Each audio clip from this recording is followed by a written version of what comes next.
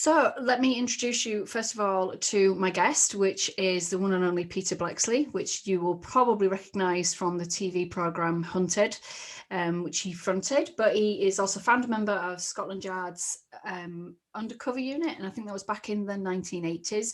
But Peter, you're the best person to tell us. So tell us a little bit about yourself and how you came to be an author. Hello, everybody, and thank you very much for having me on. I really appreciate it. Well, I was a young police cadet. I joined at the age of 17, wayward kid. Mum wanted me to do something with my life. Got a local beat bobby to persuade me to join the police cadets, which I did. Suddenly I found discipline, respect for others and myself, all that kind of stuff. 18 and a half, police constable, posted at Peckham in southeast London, mean streets, lots of experiences there. Became a detective 4 years later. Went to the Royal Borough of Kensington and Chelsea, I'll have you know. Very different type of environment, crimes, victims, and all of that. And at the age of 25, fit and fearless, became a Scotland Yard detective. Walked through the revolving doors at New Scotland Yard and thought, yes, this is where I want to be. So began a 10-year career of working undercover, pretending to be a gangster, a crook, a villain, a criminal, a wrong-un, whatever you want to call it. Bought literally millions and millions of pounds worth of drugs, guns, counterfeit currency of various denominations, high-value stolen goods, art, antiques, you name it.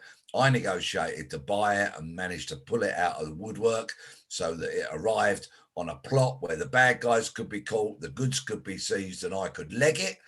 And I also negotiated on a number of occasions as a contract killer. I was the gun for hire, the assassin.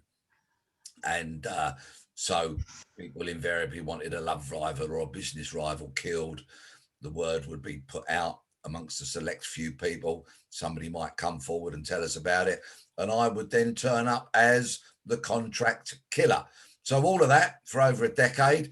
It all went horribly and dreadfully wrong once upon a time after £4 million worth of heroin was delivered to me at a hotel at Gatwick Airport on a very complex, multi-jurisdictional, multi-agency operation.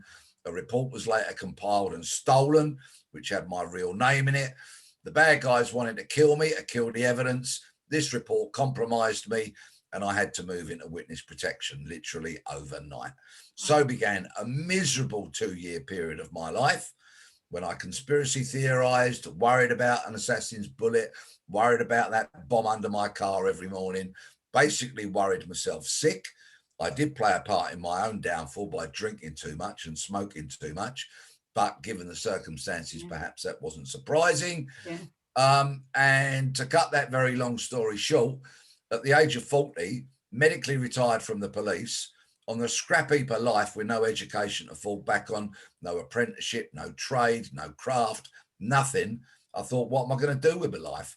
And I decided, because I was still rather angry at the way that the Metropolitan Police had treated me, and I felt I had a very good story to tell because of all the boys' own adventures that I'd got up to working undercover, I got a publishing deal.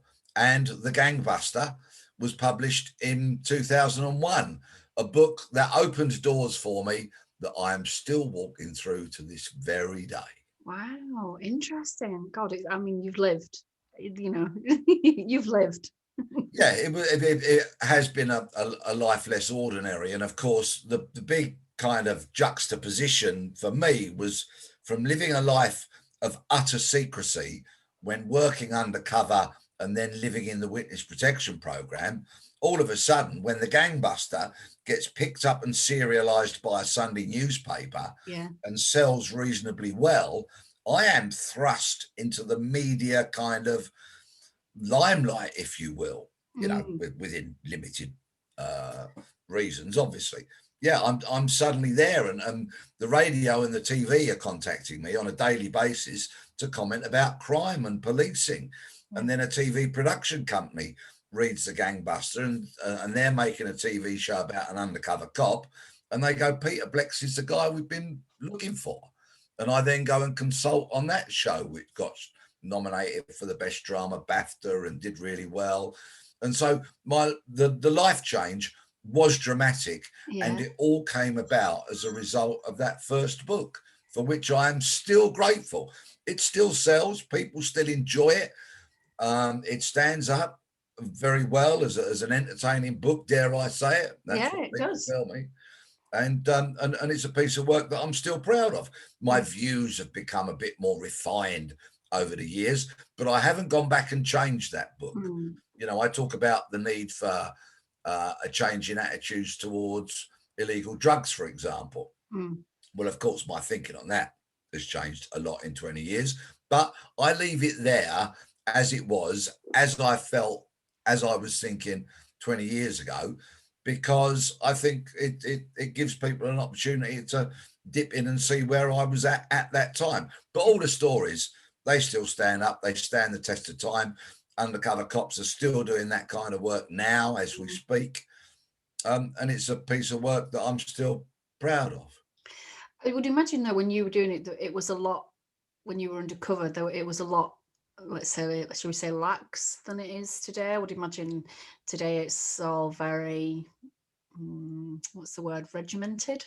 I don't know. Lax is your choice of word, not mine, Kat, okay? Right? There was nothing lax about what we did, nothing about our prep, nothing about our attitude, nothing about our professionalism was ever lax. What I think you might be trying to say, dare I say it, is that the structures, the procedures might not be as refined then as they are today. That's the one. That's it. Yeah. I mean, in our day, it was literally a case of who put their hand in the air when the DI asked if anybody wanted to go undercover. Yeah. There was no recruiting procedures, no selection procedures, and no training courses. But that all changed, and I was a part of that change. Yeah. Okay. All right. I consider myself told off. Lax was probably the one I had to use. So you did your first book, Gangbusters. The Gangbuster. And then you moved on to Catch a Killer. Was that the next one? No. Well, what happened was, after the Gangbuster came out and I picked up by this TV production company, I started reading lots and lots of scripts, of course, written by different writers.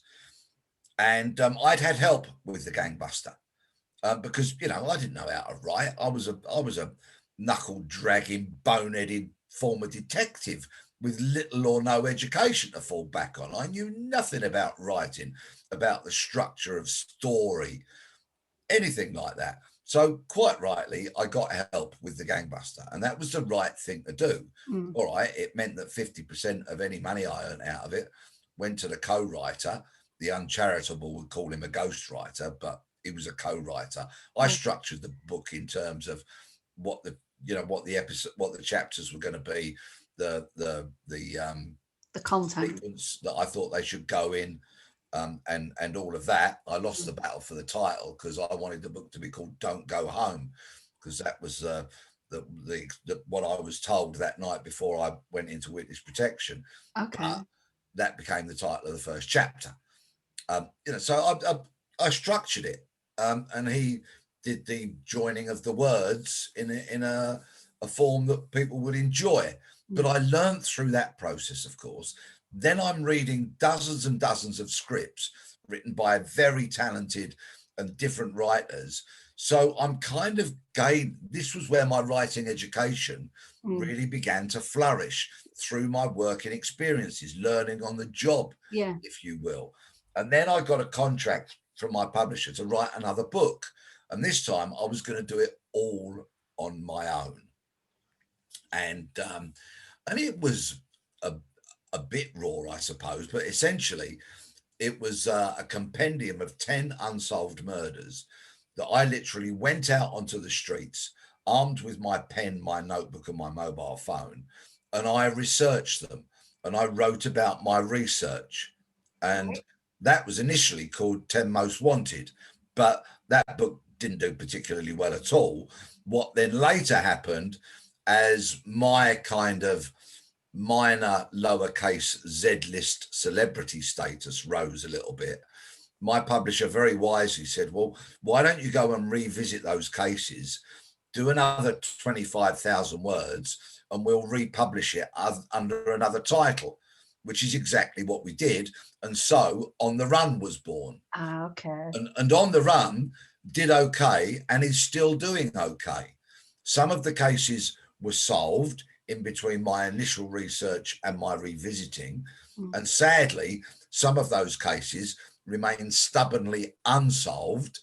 And I've spent quite a lot of time trying to get production companies interested in them, because I am all about the victims in my writing, throughout, particularly with, my last 3 books.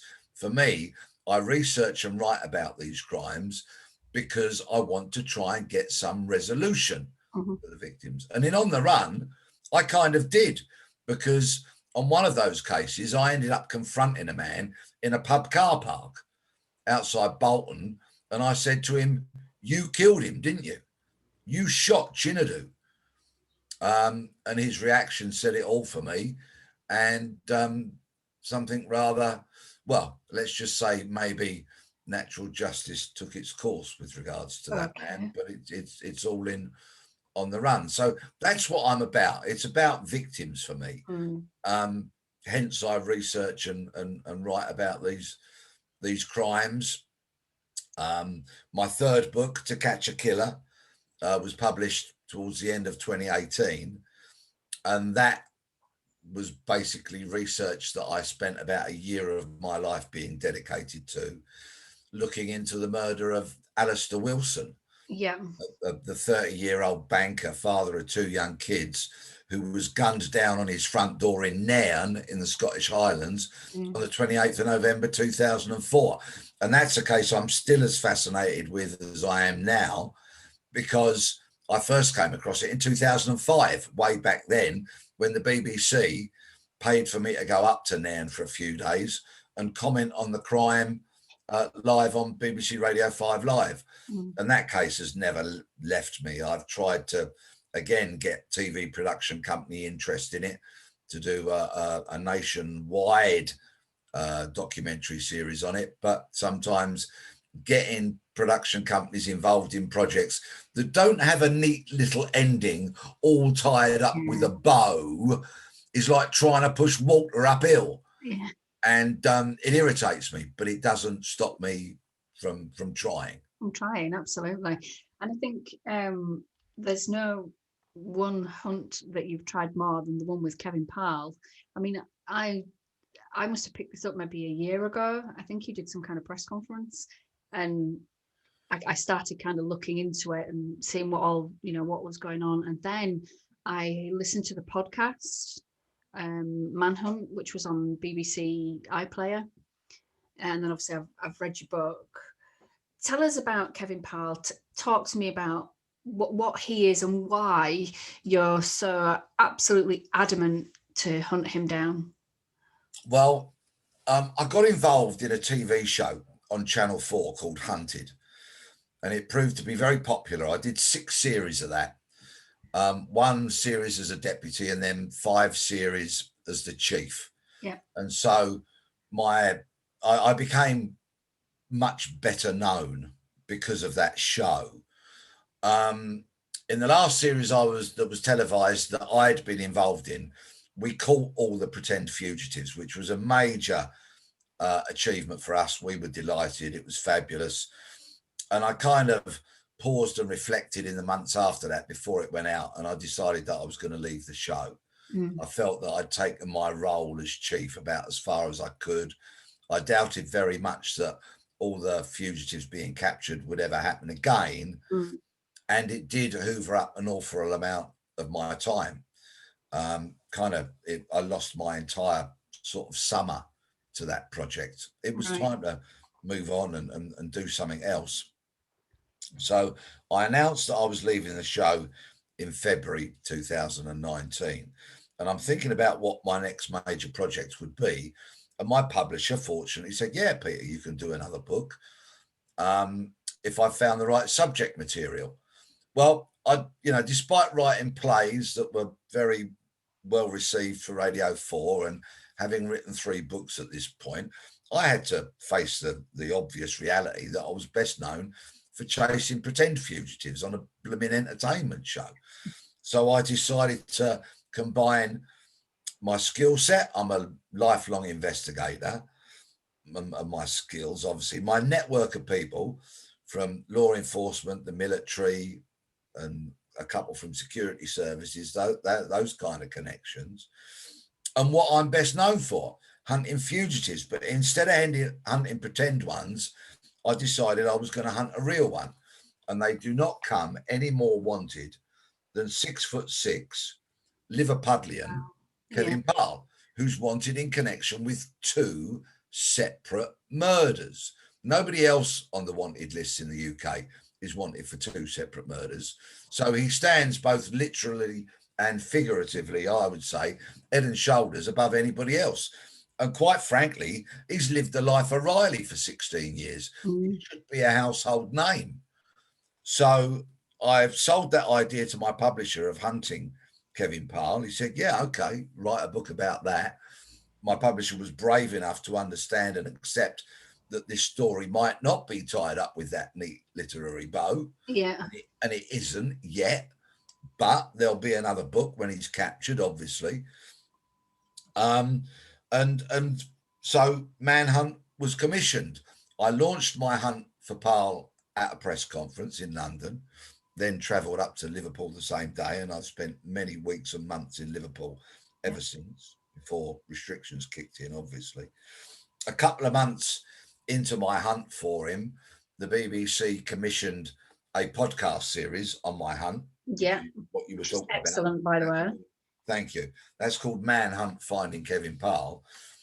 And our podcast has won an award, has been downloaded over 3 million times. Wow. And counting. People are still downloading it on a daily basis and thoroughly enjoying it, which is great.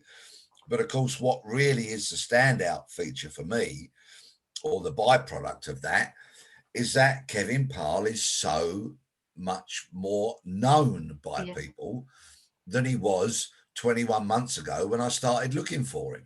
Yeah. And that's a major part of my strategy, is to raise public awareness, raise his profile, raise the knowledge of the crimes that he's wanted for, not only to inspire people to contact me and tell me what they know, but also by showing the utmost respect to the victims, Liam and Lucy.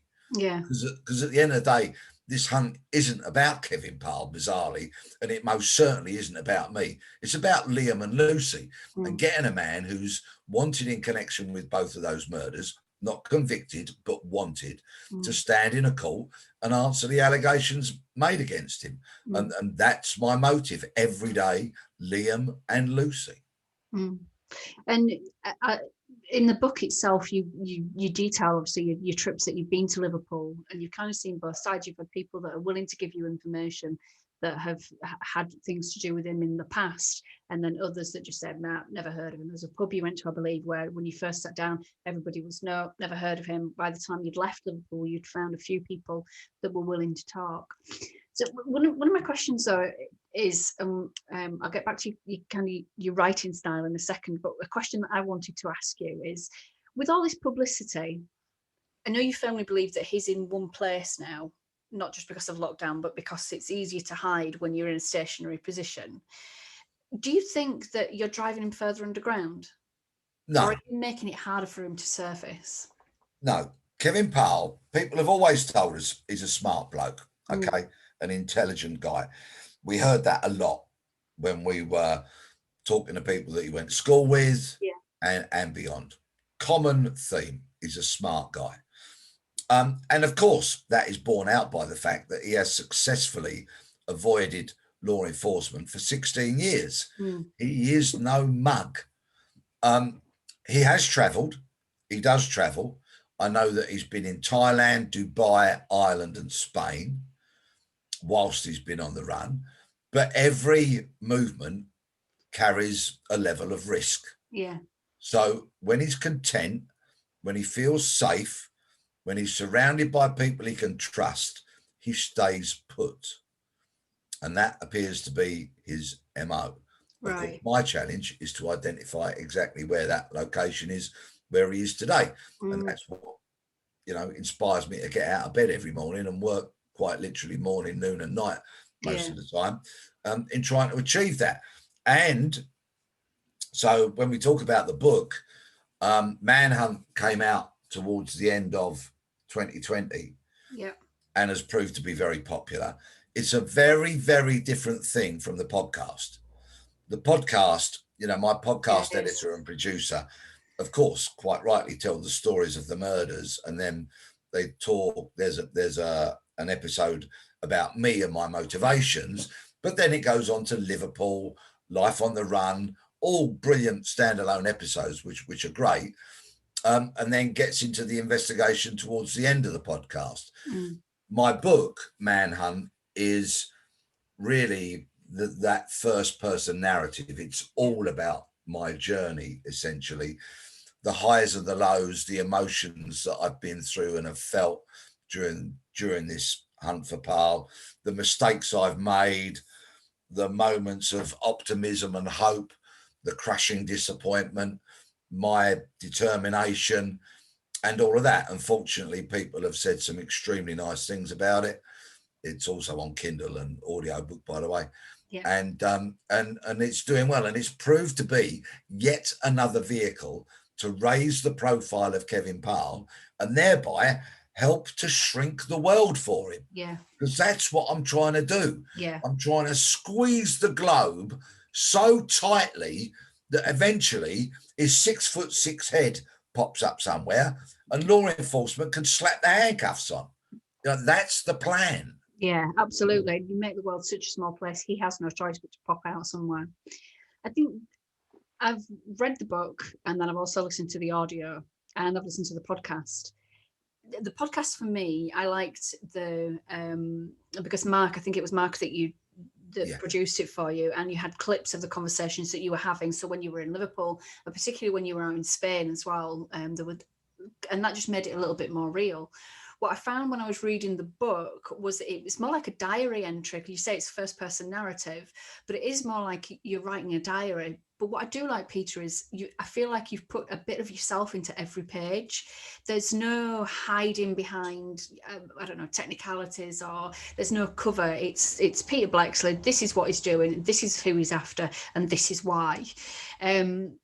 Just tell us a little bit more about that first person narrative, because you use it in all your books. So do you feel more comfortable writing in that style?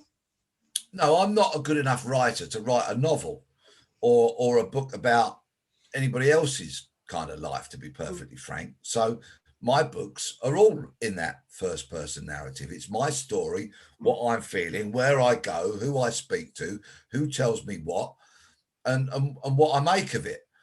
And the greatest thing for me is when people contact me that don't know me and they've read the book. They might know my profile, for example, or heard of me, and then they read the book and they contact me and they say, "Do you know what, Peter?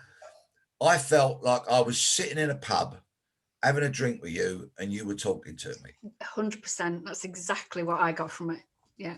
And when people say that, I'm delighted, because that is I'm a pretty uncomplicated sort of bloke. I say what I think. I wear my heart on my sleeve, and I believe that as a writer, if you write like I do, you're an investigative writer, you have to be honest. Yeah. If the people are interested in you, so much so that they will part with their hard-earned cash to buy your book, then you better be honest. Yeah. Because if you're not, you're going to get rumbled. You're going to get found out and you're going to get exposed as being a fraud. Yeah. And at the end of the day, I always have to remember that I'm talking and writing and researching and investigating about people whose lives have been lost to murder.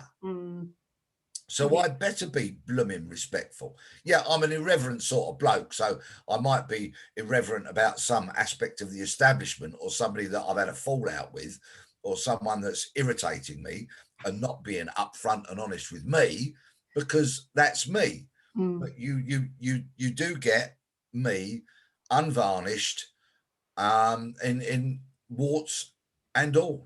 Yeah. You said that you wear your heart on your sleeve. That's something that definitely came across in the podcast and actually in the audio version of the book as well. I can hear kind of your voice rising when you're getting irritated with people that are not giving you the information you're asking for, but also the times when you sat with Mark and I think it got to 11 p.m. at night when some profound thing would come out and you just, you know, like that fella said, it is like you just sat there with you having a drink. And I kind of got to the end of the book and I was like, I don't know how I can help this man. I desperately want to do something, but I don't know how I can help this man. Well, you're helping now, you see, because your audience may be hearing about Kevin Parle for the first time. Yeah. And Liam and Lucy. And so every person that does that is a little win for me. It's raising the awareness, and hopefully people will now go and devour the podcast and buy the book. Yeah, it's only £4 today on Amazon, for example, and the well, fingers crossed we'll push that. I mean, you can't get a pint for £4 in central London. No. Well, you can't get a pint anywhere these days. No, not really. Supermarket or something, but you know what I mean. Yeah. When the pubs do start open, and I can't wait for that. But yeah, it's a win for me, and it's a loss for Kevin Parle because it's shrinking the world. And I unashamedly use that expression again because that's what I'm trying to do. And anybody who listens to the pod or reads the book and spreads the word is paying homage to Liam and Lucy, and is on the side of right over wrong, truth over lies, and in the search of justice. And when Kevin Parle is caught, there are going to be millions of people that can say, I did my bit. Yeah. You know, now when does that ever happen? When does a murderer get caught? And millions of people around the country can actually say to themselves, I did my bit. I bought the book and I lent it to someone, or I gave it away. Yeah. You know, who could that I think we are probably going to be in unprecedented territory. It will be a collective of the wonderful public that have actually done their bit to flush him out and hear the click of those handcuffs going on. Yeah, absolutely. And you're being caught for that day. Yeah. Well, when, you know, obviously I've my job has not been to gather evidence about the crimes. That's the police have done that. You know, they've investigated the crimes, and that's for them. I have, of course, had some very moving testimony and stuff, but my parameters have always been narrow, and that is find Kevin Parle. If those that are harbouring him find that they've got questions to answer from law enforcement when he's captured, they've only got themselves to blame. I offered them a deal some weeks ago, and I said, look, you know, I know loads about a lot of people connected to serious and organised crime. I made them a deal. I posted something on my website and then flagged it across all my social media. And they're watching, of course. Parle and his cronies are watching me and probably laughing sometimes and all that kind of stuff. But I really couldn't give a monkey's. No. They've had the opportunity. I've given them ample opportunity to give him up, you know, put him in a position where he can be captured, or make that phone call, either a Crime Stoppers, Merseyside Police, or me, and bring this hunt to an end. But they haven't taken me up on that offer. I know so much about so many people, and I'm talking evidence now of people involved in very serious criminality, that if they dig their heels in and then he's captured and they get swooped up as a part of that operation, they will only have themselves to blame, because I offered them a deal weeks ago and they've chosen not to accept that. Well, that's a matter for them. They'll only have themselves to blame. Yeah, absolutely. So is there any plans, have you approached any production companies about a TV series for the Manhunt? Yeah, TV have driven me mad over this Kevin Parle thing, to be perfectly honest with you. Okay. A number of TV production companies have approached me. Some of them are just shameless cash-in merchants that wanted to cash in on the success of the podcast and my book. Yeah. One production company wanted me to sign an exclusive agreement whereby I wouldn't speak to anybody else for 3 months about my hunt for Kevin Parle, and they offered £1 as this deal. What? Can you imagine? Imagine the language. Yes, fortunately, I used my agent as a conduit through which to pass on my message, and I think she probably sanitized it quite a bit. It's probably wise, Peter. Yeah, I can't be dealing with people that, No. and I've said it. If you want to get on board my hunt for Kevin Parle as a TV production company, you've got to be courageous. You've got to be dynamic. You've got to be able to move at short notice. And you've got to be willing to put your hand in your pocket, because this is an expensive business, hunting Kevin Parle. Yeah. And talking of expenses, I'll tell you, because I'm an open book, right? In the last 21 months, I have earned £13,000 in connection with my hunt for Kevin Parle.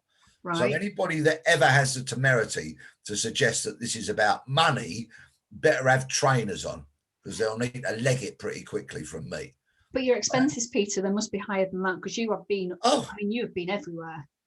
I've spent weeks and weeks in hotels, and every hotel, of course, has to be paid for. When you're on the road, every cup of coffee, every can of Diet Coke, every sandwich, every dinner at night, all has to be paid for.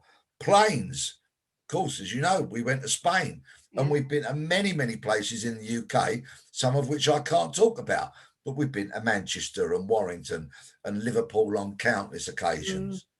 Train fares, you try catching a train from London to Liverpool, it ain't cheap. We've hired cars, of course.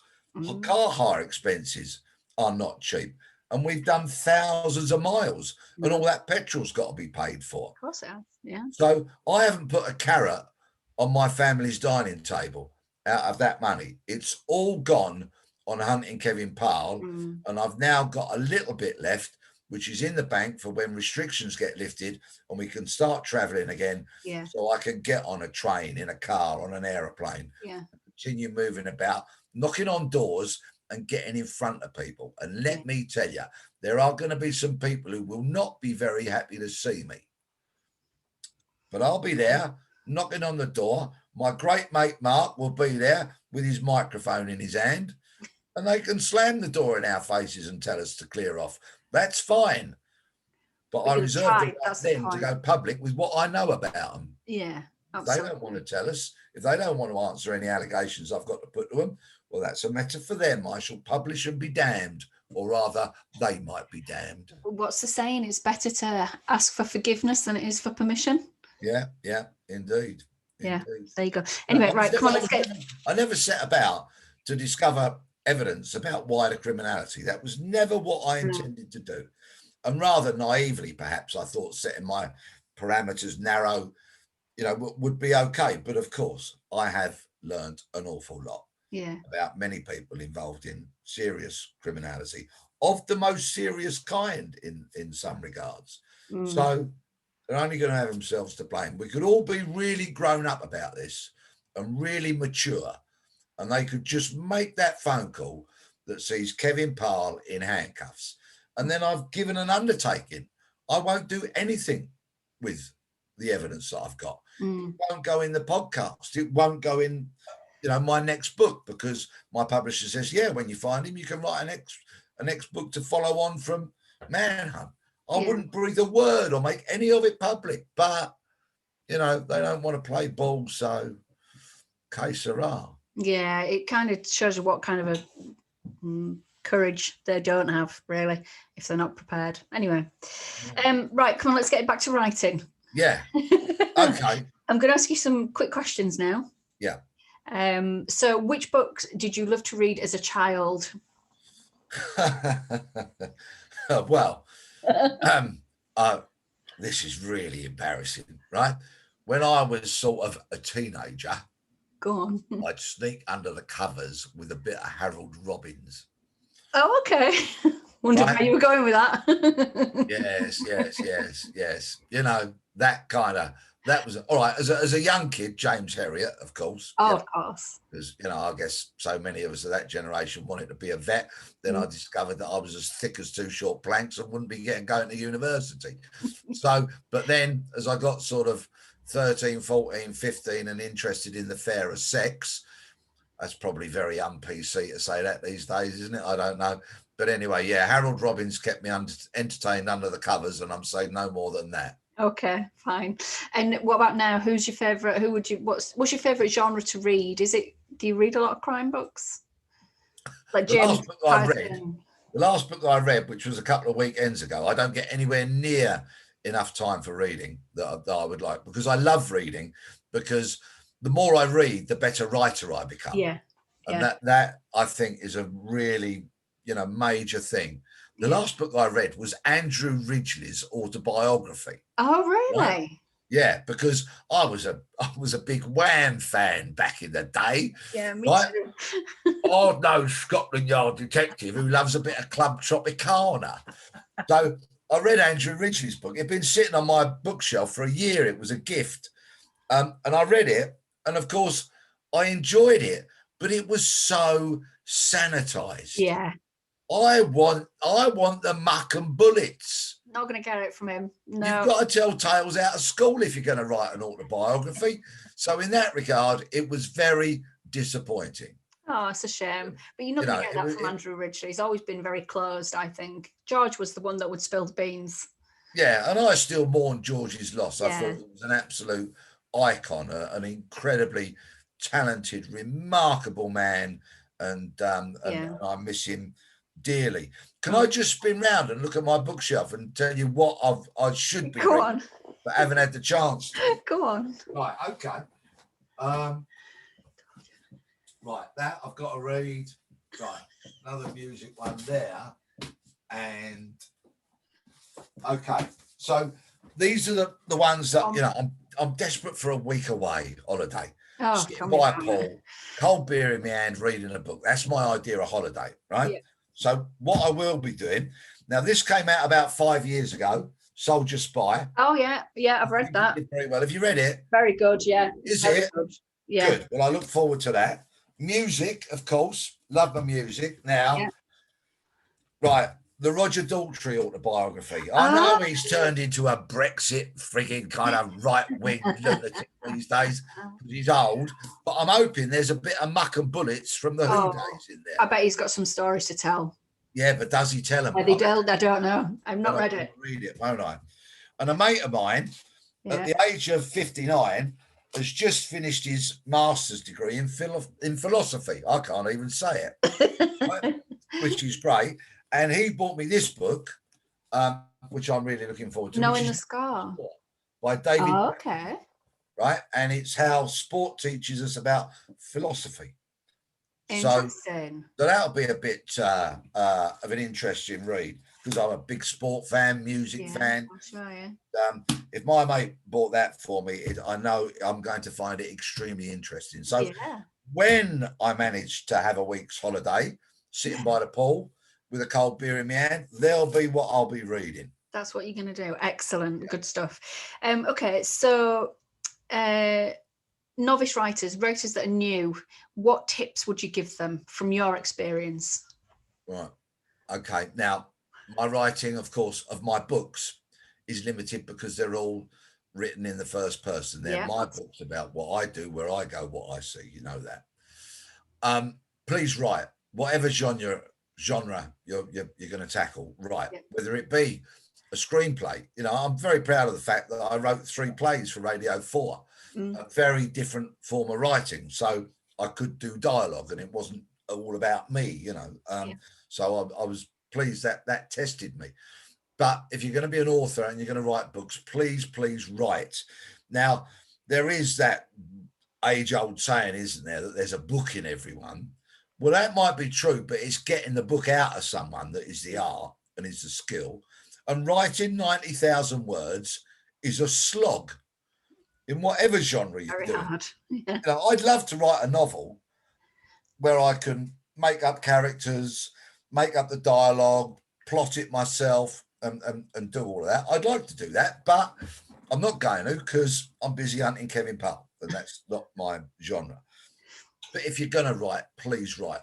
I hate writing and I love writing. Yeah, yeah, yeah. The slog, the grind, and it is a slog. All right, I know it's not down a pit digging coal out of a seam. I do get that. But it's a slog, 90,000 words. And if you're anything like me, I probably write 100, 130, 140,000 words, because what I do, I sit down with my daily routine every day, get in front of the laptop. I set myself a word count of 2,500 words. Yeah. Others might turn their noses up at that and say that's not very prolific or whatever. I don't care. It's what works for me. Yeah. At my age and the pace that I write at, all of that, in a working day, I sit down, check the old word count, make a note of it, and I do not finish work that day until I've done 2,500 words. Whatever time that may be, that's the discipline that I impose upon myself. Now, some days I write more because it's flowing, and I'm having Yeah, you can just get in the zone and it just flows. Yeah, but what I then do the following day, and this is why I say I've probably written 130,000 words or more. What I do the following day is, when I sit down, I read what I wrote the previous day. Yeah. And so often it is delete, delete, delete, delete, delete. Yeah. That is rubbish. That's pants. Call yourself a writer. Delete, delete, delete. So familiar. and then it's a rewrite. Yeah. But the more you rewrite it, the better it comes. Yeah. And the more you read, the better a writer you will become. And funnily enough, as today's last blindingly obvious thing, the more you write, the better you get at it. Yeah, absolutely. It's practicing your art, isn't it? It's like you say, it's writing. And it doesn't have to be every day. I think there is a lot of pressure put on new writers to say, you've got to write something every day. A proper writer writes every day. Well, actually, they don't, Well, that depends, you see. That depends. I get it. If you've got a job and you are looking to break into writing, then the times when you write might be limited. I get that. But, I write for a living. Yeah. And I have a publishing deadline to hit. And there is nothing that focuses the mind but the publishing deadline. There really isn't. Yeah. And so I do write every day. I write 7 days a week when I've got a deadline to hit. And I do 2,500 words without fail, 7 days a week, when I've got to get that manuscript in. Because if I don't, I'm in breach of contract, and I'll probably never get another book to write. I won't get another contract. Yeah. So, it's not a hobby. It's not something I can pick up and put down. I'm a professional writer. And consequently, I have to be extremely disciplined and do it and smash it out every day. Yeah. When you sit down to write, does it take you a while to settle into it? Or, No, I don't have that luxury. You've It's got like straight on it. Don't ever talk to me about writer's block. Go and do one. If you claim you've got writer's block, then you've got too much money in the bank, or you're just fiddling about with a hobby, right? Nonsense. Now, I know it might be easier for me to say that because the books I'm writing, I kind of know what's happened because I've lived that experience. Yeah. Right. So of course I can never have writer's block. But do remember, back to the plays that I've written. I've written plays as well when I'm creating character and dialogue and structure and story and plot. Right. I've been there as well.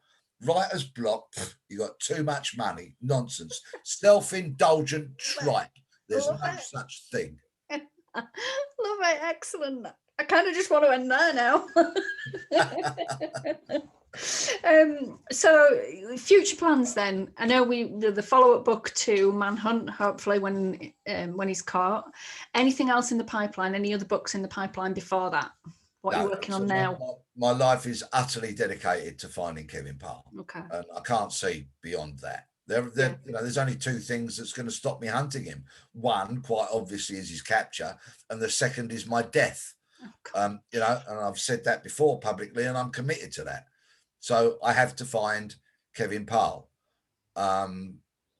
or explore no, I have to find him. It's as simple as that. There's no Yeah. war about it. I've just got to find him. Okay. And so I'm utterly dedicated to that. Fortunately, increasing numbers of members of the public are with me on that. They retweet, they like tweets, they spread the word about the book and the podcast and all of that. And where I think my hunt will really pick up momentum is when we can all start getting on aeroplanes again. Yeah. And when there are thousands of people flying to Ireland, Thailand, Dubai, Spain, people that have read the book and listened to the podcast. Yeah. And they're going to be getting in contact with me going, do you know what I saw today, Peter? Have a look into this, would you please? Or, you know, I took this photograph of this apartment or the back of this bloke's head and all that kind of stuff.